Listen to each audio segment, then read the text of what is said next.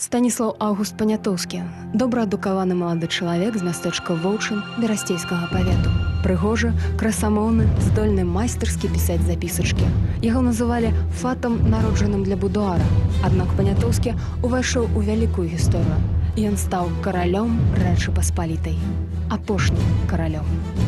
Манарх, пры кіраванні якога краіна ў мільён квадратных кіламетраў знікла з карты свету. Кароль, які сцвярджаў, што яму дастаткова зямлі плошчай у ягоны трохкутны капялюш. Чалавек, які заўсёды знаходзіўся не на сваім месцы. Не ў сваёй калысцы, не на сваім шлюбным ложку, не на сваім троне і нават не ў сваёй труне.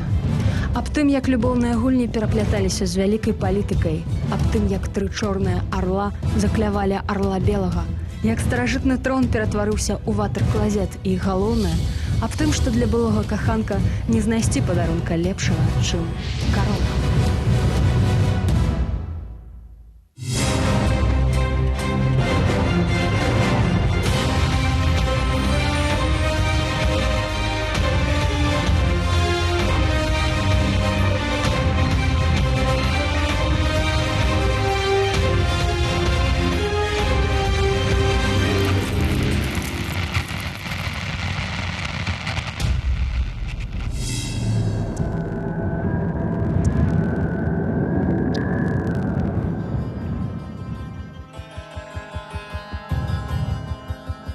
У 1569 годзе была заключена Люблінская вуня. Польскае каралеўства і княства літоўскае ператварыліся ў адзіную краіну, якая называлася Рэспубліка абодвух народаў. У польскім вымаўленні Рэч Паспалітая. Яе ўзначальваў выбарны кароль, які па сутнасці граў ролю пажыццёвага прэзідэнта. За некалькі стагоддзяў улада аслабела, і іншаземныя дыпламаты пачалі ўмешвацца ў выбары. І ўжо ў 18 стагоддзе карона Рэчы Паспалітай ператварылася ў лот на аўкцыёне. Яе атрымоўваў той, хто больш заплаціць. Улада караля была вельмі абмежаваная. Ён не мог самастойна распачынаць войну, уводзіць новыя законы, заключаць мірныя пагадненні. Усе рычагі ўздзеяння былі ў руках Сейма і Сенату. Яны былі эквівалентны сучасным ніжэйшай і вышэйшай палатам парламенту. Працэс прыняцця палітычных рашэнняў адбываўся вельмі марудна, бо ўсё часцей ужывалася права ліберум вета.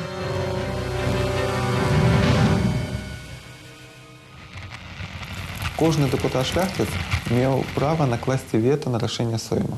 Это значыць, што калі ён лічыў, што рашэнне пашкаджае інтарэсам яго паветы ці яго асабістым інтарэсам, ён карачаў вета, і новы закон, новая пастанова не будзе прынятая. Па некаторым падлікам амаль палова Сеймаў Рэчы Паспалітай закончылась нічым, без рашэнняў, менавіта за права вета. І важныя дзяржаўныя пастановы прымаліся з цягам часам усё цяжэй і цяжэй. Але гэта толькі палова бяды. Бо замежныя дзяржавы бачылі гэту сітуацыю, карысталіся ёю і стараліся падкупіць дэпутатаў. А тут сама сітуацыя дазваляе ім падкупіць не партыю, не фракцыю, а аднаго-двух дэпутатаў. Подкуп быў справай лёгкай, бо сярод шляхты было шмат збяднелых родаў. Арыстакраты, што страцілі свае зямельныя ўладанні, займаліся гандлем, рамяством ці нават звычайным земляробствам. 7 паноў, 2 штаноў. Хто раней устаў, той штаны ўзяў. Так кпілі над шляхцічымі земляпашцамі. Некаторыя роды згубілі сваю зямлю, а іншыя здолелі значна павялічыць маёмасць і ператварыцца ў магнатаў.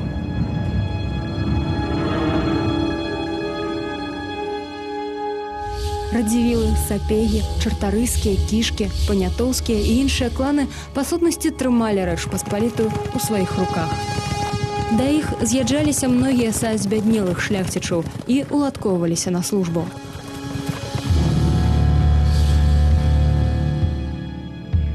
Радавая рэзідэнцыя радзівілаў знаходзілася ў Нясвіжа. Сапегі жылі ў Ружанах, а род Панятоўскіх на пачатку 18 стагоддзя абаснаваўся ў Воўчыне. У радавым гняздзе жыла шчаслівая сямейная пара – Станіслаў Панятоўскі і ягоная жонка, Канстанцыя з роду чартарыйскіх. У іх нарадзілася 6 дзяцей. Аднаго з іх назвалі ў гонар бацькі. І менавіта гэты двухгадовы Станіслаў, самы любімы з сыноў, аднойчы знік са сваёй калыскі. Маці не паверыла адразу ў тое, што яе дзіця скралі. Хутка бацькі даведаліся, што за кіднепінгам стаяць чарговыя каралеўскія выбары. Род Панятоўскіх выступаў супраць Аўгуста III, кандыдата ў каралі. І вось маленькага хлопчыка скралі і схавалі ў Каменцы-Літоўскім, каб ягоны бацька стаў больш згаворлівым. Станіслаў старэйшы пагадзіўся на ўсё. Кароль быў абраны. Панятоўскія былі вельмі амбіцыёзным кланам, але нават яны не маглі разлічваць на тое, што ўжо наступным каралём стане іх сын. Тым не менш, з самага дзяцінства хлопчыка рыхтавалі да вялікай будучыні. Выдатная адукацыя, красамоўства і дапамога родзічаў дазволілі яму стаць дэпутатам сейму ўжо ў 20гадовым узросце.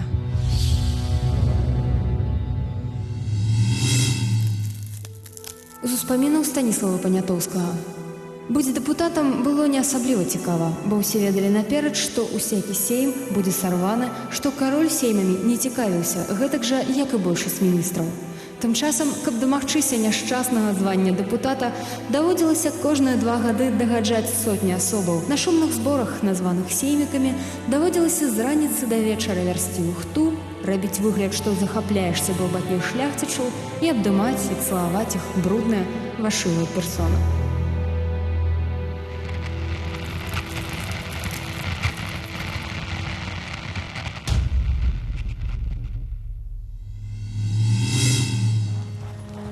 Пасля свайго стамляючага дэпутацтва малады чалавек выправіўся ў вандроўку на захад, каб палепшыць адукацыю. Берлін, Дрэздэн, Вена, Англія і Францыя. Станіслаў Панятоўскі пабываў пры галоўных каралеўскіх дварах Еўропы. У Парыжы ён пазнаёміўся з Монтэск'е, Дідро, Даламберам і іншымі філосафамі. Перспектыўнага маладога чалавека заўважыў англійскі дыпламат Вільямс, і ён прапанаваў Станіславу стаць ягоным сакратаром. І Станіслаў пагадзіўся. Такая пасада магла даць яму палітычны досвед, а палітычныя амбіцыі малады чалавек меў. Калі англійскае пасольства накіравалася ў Санкт-Петербург, Станіслаў паехаў разам з ім. Что же определяет историю? Личность, служение или стечение обстоятельств?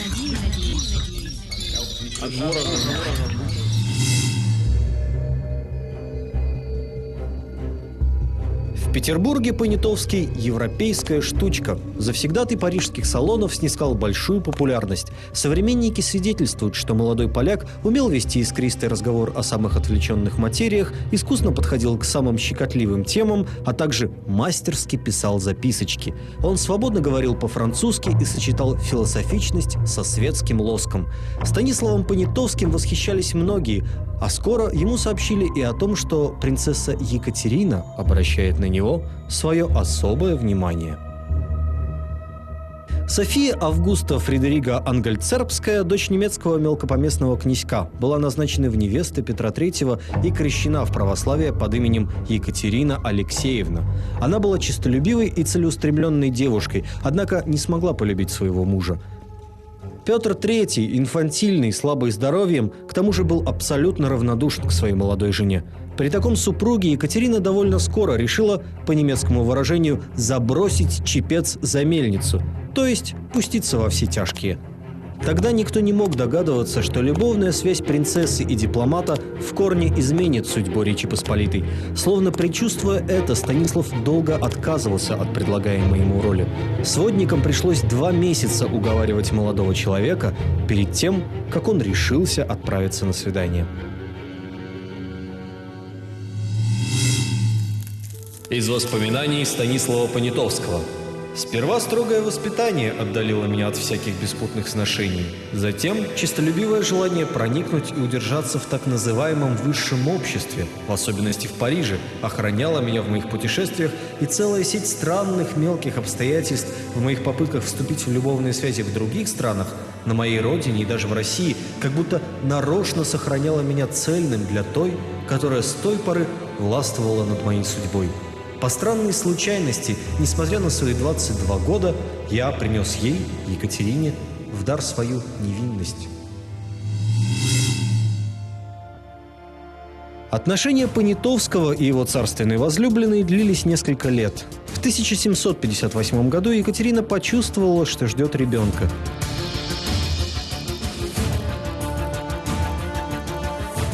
Ее законный супруг отреагировал на это известие словами: «Бог знает, почему моя жена опять забеременела. Я совсем не уверен, от меня ли этот ребенок и должен ли я его принимать на свой счет».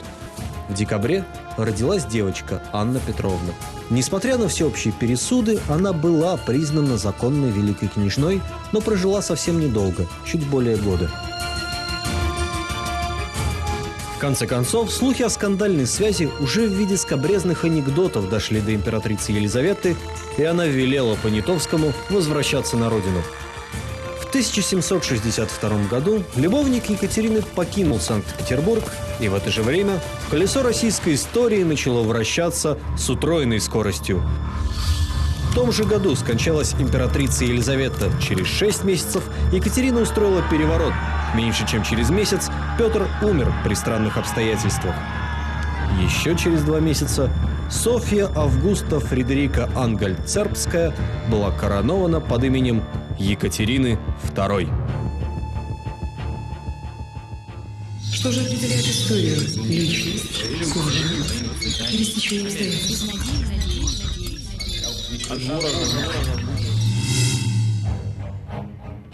Панятоўскі, дазнаўшыся, што яго каханая здолела заняць расійскі трон, вельмі ўзрадаваўся і зазбіраўся назад у Петербург.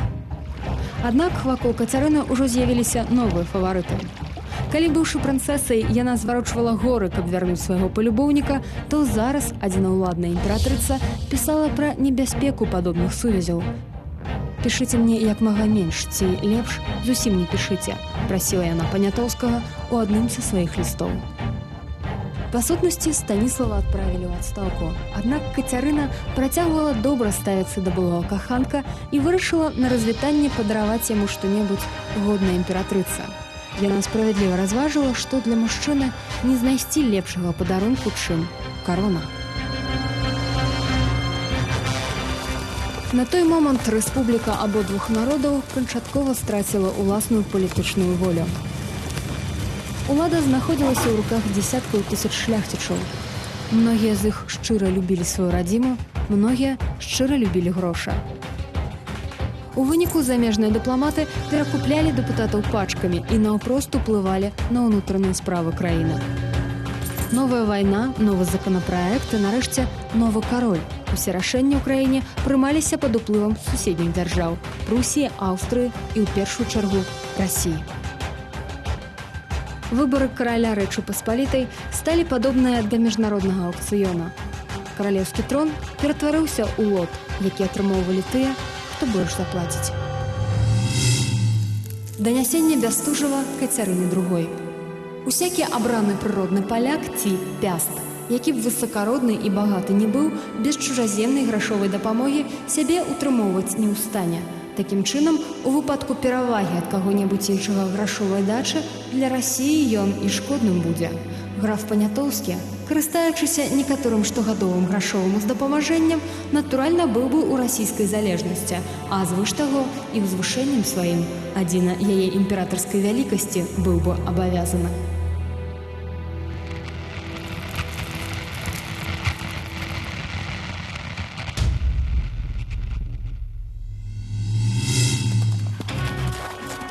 У 1763 годзе расійскі пасол у Варшаве атрымаў ад Кацярыны рэскрыпт з загадам падтрымаць на выбарах кандыдатуру Панятоўскага. Маладая імператрыца пісала: «Ён падчас свайго знаходжання ў Петербургу аказаў сваёй радзіме больш паслуг, чым хто-небудзь з міністраў рэспублікі». У Рэчы Паспалітай усе ведалі пра адмысловыя адносіны Кацярыны і Панятоўскага. Таму па краіне папаўзлі чуткі, што расійская імператрыца узводзіць свайго былога каханка на трон, каб пасля выйсці за яго замуж. Гэта магло б азначаць аб'яднанне Рэчы Паспалітай і расійскай імперыі, і паляку такая магчымасць вельмі непакоіла. Аднак Кацярына загадала уладкаваць усё так, каб Панятоўскі жаніўся на палячцы, ці сама меней выказаў намер гэта зрабіць. Падазрэнні развеяліся. Стала зразумела, што была пяшчота ў адносінах Станіслава і Кацярыны зніклі назаўсёды. 25 лістапада 1764 года Панятоўскі большасцю галасоў быў абраны ў каралі Рэчы Паспалітай. Падчас каранавання ён змяніў сваё другое імя і з тых часоў зваўся не Станіслаў Антоній, а Станіслаў Аўгуст Панятоўскі. Напярэдадні Кацярына выправіла воз астраханскіх арбузаў у якасці падарунка прускаму каралю. Неўзабаве ад яго прыйшоў ласкавы адказ. З ліста Фрыдрыха II да Кацярыны II.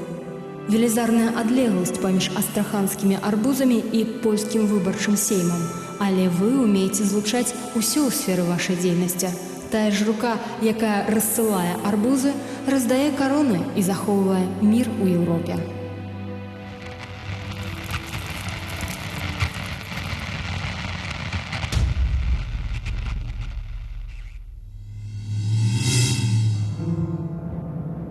Станіслаў Аўгуст Панятоўскі, падкідны кароль у чужой палітычнай гульні, ён усё ж спрабаваў ператварыцца ў самастойную фігуру.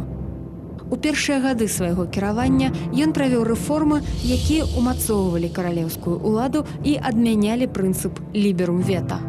Аднак Кацярына II хутка паказала, хто насамрэч кіруе Рэччу Паспалітай.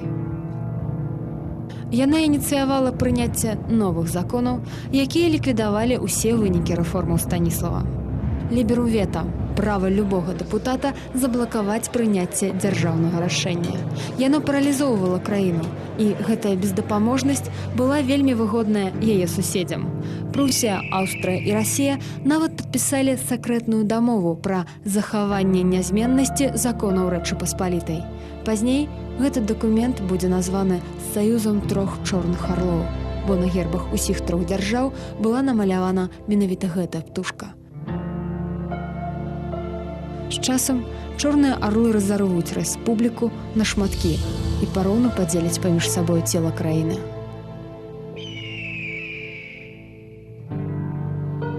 Панятоўскі стаў каралём і павінен быў адпавядаць гэтай пасадзе. У Воўчыне, градавым гняздзе, пачалося грандыёзнае будаўніцтва. Стары замак быў прызнаны недастаткова велічным.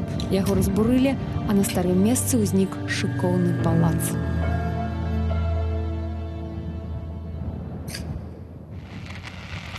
Ад старых будынкаў пакінулі толькі адзін дом, двухпавярховы дом, дзе свой час нарадзіўся Станіслаў Аўгуст. Там замацавалі мармуровую шыльду.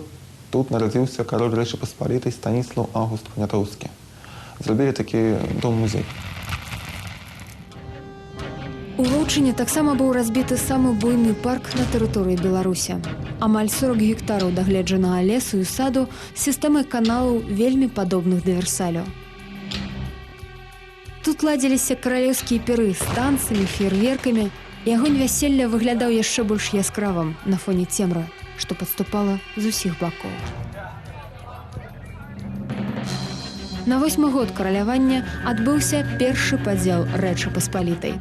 Чорныя арлы, Прусія, Аўстрыя і Расія адначасова ўвялі войскі ў краіну і захапілі ўсе прымежныя тэрыторыі.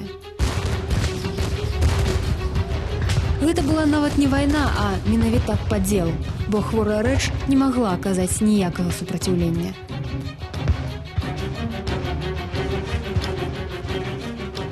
Краіна гінула, а кароль займаўся мецэнацтвам. Культура, мастацтва і літаратура перажывалі так званыя станіслаўскія часы. Менавіта пры Панятоўскім з'явіўся першы агульнадаступны тэатр і першае ў Еўропе міністэрства народнай адукацыі. Новы кароль апекваўся і над літаратарамі, падтрымліваў іх матэрыяльна і дапамагаў з выдавецтвамі. Станіслаў Аўгуст увайшоў у гісторыю таксама як публіцыст і перакладчык, але пісаў ён, зразумела, не па-беларуску. За 200 год жыцця ў агульнай дзяржаве беларуская шляхта амаль цалкам паланізавалася. Польская культура, польская мова, польская самаідэнтыфікацыя. Все гэта тычылася амаль усёй шляхты і ў тым ліку Панятоўскага. Пры гэтым сам Панятоўскі вылучаўся сваім касмапалітызмам. Напрыклад, мемуары ён пісаў на французскай мове і перакладаў з латыні на польскую, з польскай на французскую, гэтак далей. Часам Панятоўскага абвінавачвалі ў тым, што ён забыўся на інтарэсы сваёй краіны. На што падкідны кароль з бравадай адказваў: «Асабіста мне дастаткова зямлі, якая змесціцца пад маім трохкутным капялюшам. Хутка ад яго краіны не застанецца нават такой мікраскапічнай тэрыторыі». Другі падзел Рэчы Паспалітай адбыўся ў 1793 годзе. І тады краіна нарэшце знайшла сілы для супраціву. Тадэвуш Касцюшка стаў галоўнакамандуючым войскамі і ўзяў уладу ў свае рукі. Пасля крывапралітных баёў войскі Касцюшка былі разбітыя. Варшаву і іншыя гарады захапілі інтэрвенты. Рэч Паспалітая больш не існавала. Яе тэрыторыі падзялілі паміж сабой Расія, Аўстрыя і Прусія. Засталося толькі замацаваць падзел юрыдычна. Законны кароль ужо неіснай краіны быў перамешчаны з Варшавы ў Гародню і 25 лістапада падпісаў акт адрачэння ад карона. Гэта быў дзень імянін Кацярыны. Нягледзячы на паслухмянасць, Панятоўскаму было забаронена прыязджаць у Пецярбург. Расійская імператрыца на той час ператварылася ў жанчыну за 60, усё яшчэ абкружаную маладымі фаварытамі. Панятоўскі вычарпаў для яе ўсю карыснасць.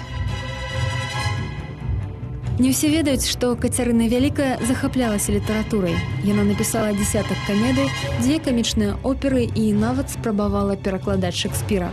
Магчыма, гэтая прыхільнасць да смехавага жанру і падштурхнула ўжо немаладую жанчыну да дзіўнага, нават хуліганскага ўчынка, які больш падыходзіў некаму падлетку.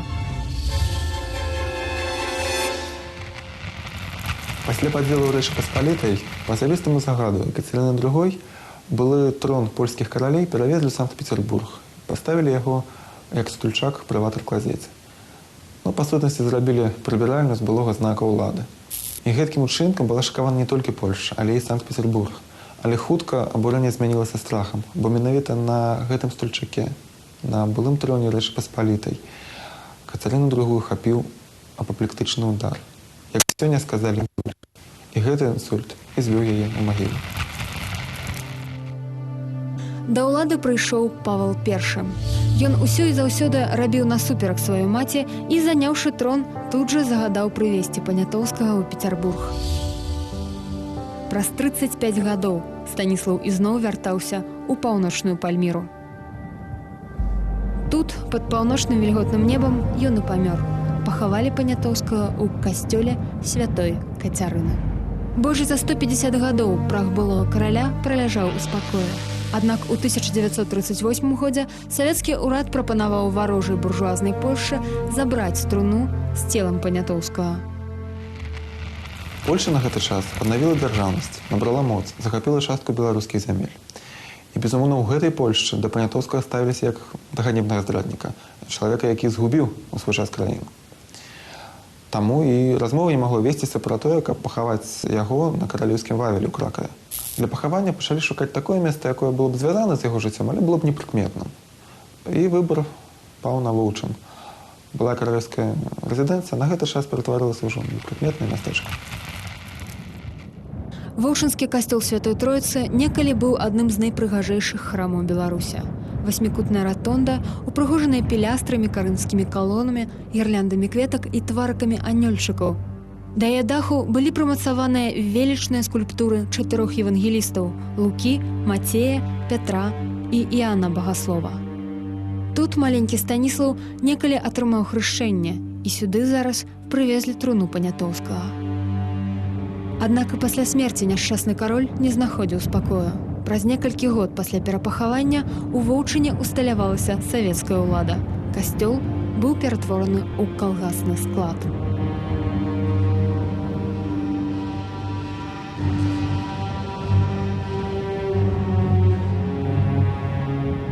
Не ўсе жыхары, нашчадкі прыгонных воўчынцаў, выказвалі піетэт да манаршых рэшткаў. Вялікую цікавасць да муміі праяўлялі, напрыклад, дзеці.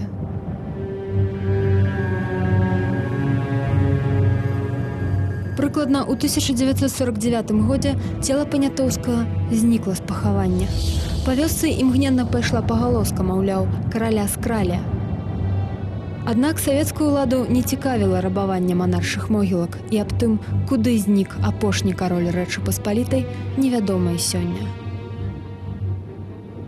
Троіцкі касцёл таксама разбурыўся даволі хутка. У 1976 годзе абваліўся дах, і разам з ім упалі на зямлю апосталы.